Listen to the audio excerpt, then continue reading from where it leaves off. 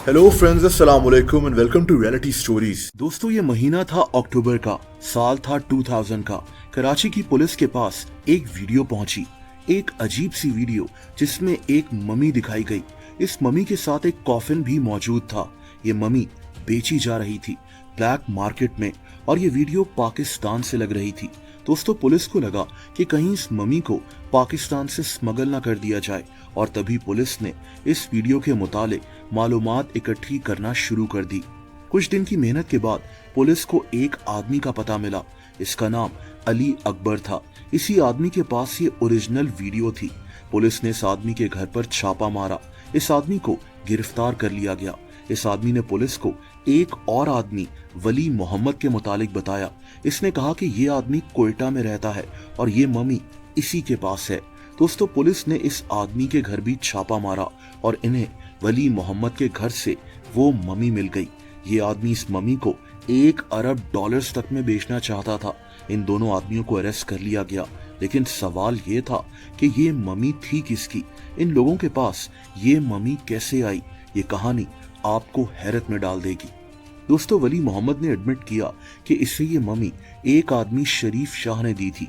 इसने पुलिस को बताया कि ये मम्मी पाकिस्तान और अफगानिस्तान के बॉर्डर के करीब बलूचिस्तान के पहाड़ों से मिली थी। वहां एक जलजला आया और तभी ये मम्मी कॉफिन के साथ पहाड़ों में पाई गई थी। दोस्तों, कराची की पुलिस इस मम्मी को कोयटा से कराची वापस ले आई। इस मम्मी को कराची के आर्कियोलॉजी म्यूजियम में रख दिया गया।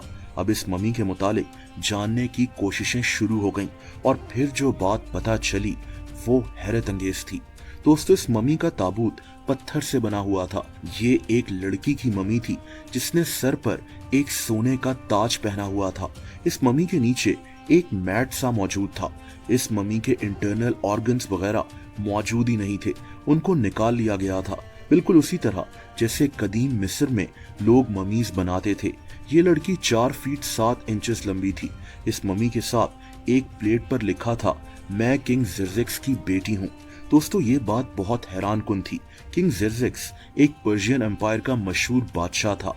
अगर ये वाकई में किंग ज़ेर्ज़ेक्स की बेटी की मम्मी थी तो ये मम्मी 2600 साल पुरानी हो सकती थी। एक और हैरान कुन बात यह थी कि पर्शियंस अपने लोगों की ममीज नहीं बनाते थे, तो फिर इस शहजादी की मम्मी क्यों बनाई गई।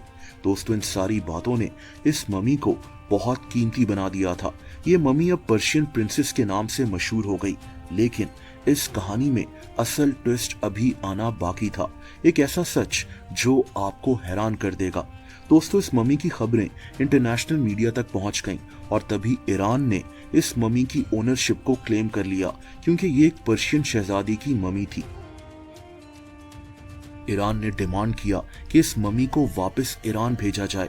इनका दावा था कि इस मम्मी को पाकिस्तान में स्मगल किया गया है। इसके बाद अफगानिस्तान ने भी इस मम्मी पर अपना हक जमा दिया। इनका मानना था कि ये मम्मी असल में अफगानिस्तान के एक सूबे निमरोज से मिली थी और वहां से इसको पाकिस्तान स्मगल किया गया था। दोस्तों, यहाँ बलूचिस्तान के कई लोग भी नाराज थे कि मम्मी असल में बलूचिस्तान से मिली है तो इसको कराची क्यों लेकर जाया गया है। लेकिन फिलहाल इस मम्मी पर कराची में ही स्टडी हो रही थी। इस मम्मी के मुतालिक मजीद जानने की कोशिशें जारी थी। दोस्तों, इस मम्मी पर नेशनल म्यूजियम की एक टीम काम कर रही थी। इस मम्मी को एक्सरे, सिटी स्कैन्स वगैरह के लिए भेज दिया गया। इस मम्मी के साथ मौजूद चीजों की रेडियो कार्बन डेटिंग भी परफॉर्म की गई ताकि पता लगाया जा सके कि ये चीजें तकरीबन कितनी पुरानी हो सकती हैं। दोस्तों, एक बात जो उस वक्त पता लगी वो ये थी कि ये मम्मी 21 से 25 साल की थी, यानी ये लड़की मैक्सिमम 25 साल की उम्र में मर गई थी।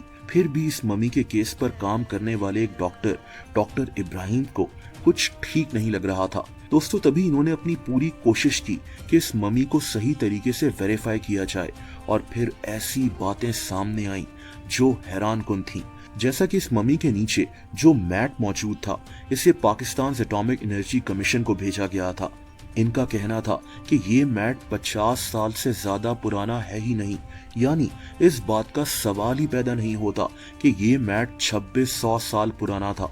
इसके बाद रेडियो कार्बन डेटिंग से पता चला कि ये जो मम्मी थी इसकी मौत असल में 1996 में हुई होगी, यानी कुछ साल पहले। यानी अब इस पर्शियन शहजादी की असलियत सामने आ रही थी। ये कोई 2600 साल पुरानी मम्मी नहीं थी, बल्कि ये कोई लड़की थी जो कुछ साल पहले मारी गई थी या फिर इसे कत्ल किया गया था और फिर इसकी मम्मी बनाकर इसको ब्लैक मार्केट में पर्शियन प्रिंसेस की मम्मी कहकर बेचा जा रहा था। दोस्तों, इसके बाद ये पता चला कि इस मम्मी ने जो ताज और ज्वेलरी पहनी हुई थी ये भी काफी पतली और कम कीमत की थी। एक पर्शियन शहजादी इतनी कम कीमत की ज्वेलरी तो पहनेगी नहीं। इसके बाद इस मम्मी के बालों को भी स्टडी किया गया तो पता चला कि इसके बालों पर मॉडर्न केमिकल्स इस्तेमाल हो चुके हैं, यानी इसके बालों को डाई किया गया है ताकि ये 2600 साल पुराने बाल लगें। इस मम्मी को जिस कपड़े में लपेटा गया था ये कपड़ा भी ज्यादा पुराना नहीं था। 17 अप्रैल 2001 को एक रिपोर्ट सामने आई जिसमें नेशनल म्यूजियम ऑफ पाकिस्तान की क्यूरेटर आसमा इब्राहिम ने लिखा कि ये मम्मी सिर्फ और सिर्फ एक फ्रॉड है जिसे एंटीक बनाकर ब्लैक मार्केट में बेचने की कोशिश की गई थी। इस लड़की की मौत असल में गर्दन के टूटने की वजह से हुई थी। ऐसा लग रहा था जैसे इसकी गर्दन पर किसी भारी चीज से पीछे से वार किया गया था, यानी ये एक कत्ल लग रहा था। इसकी मौत के सिर्फ 24 घंटों के बाद इसकी लाश को मम्मी बना दिया गया था। यहाँ सवाल ये था कि ये बेचारी लड़की कौन थी जिसकी मम्मी बनाई गई थी? क्या इसके साथ वाकई में कुछ बुरा हुआ था? क्या इसको वाकई में कत्ल किया गया था ताकि इसकी मम्मी बनाई जा सके? पुलिस ने अब इस केस की इंक्वायरी शुरू कर दी। पुलिस को ये भी पता चला कि पाकिस्तान में ऐसी ही 2 और पर्शियन मम्मीज को भी बेचा जा रहा था। ये शायद एक ही गैंग था जो लोगों की लाशों को ममीज बना रहे थे। बहरहाल पुलिस कभी भी उस लड़की की शनाख्त नहीं कर सकी और ना ही इसके कातिलों को पकड़ा जा सका। 2005 में इस लवारिस लाश को ईदी फाउंडेशन के हवाले कर दिया गया था। ईदी फाउंडेशन ने ऐलान किया कि इस लाश को प्रॉपर तरीके से दफनाया जाएगा, लेकिन दोस्तों ये मामला मजीद 3 साल तक लटका रहा और फाइनली 2008 में जाकर ईदी फाउंडेशन ने इस लड़की की लाश को दफना दिया था।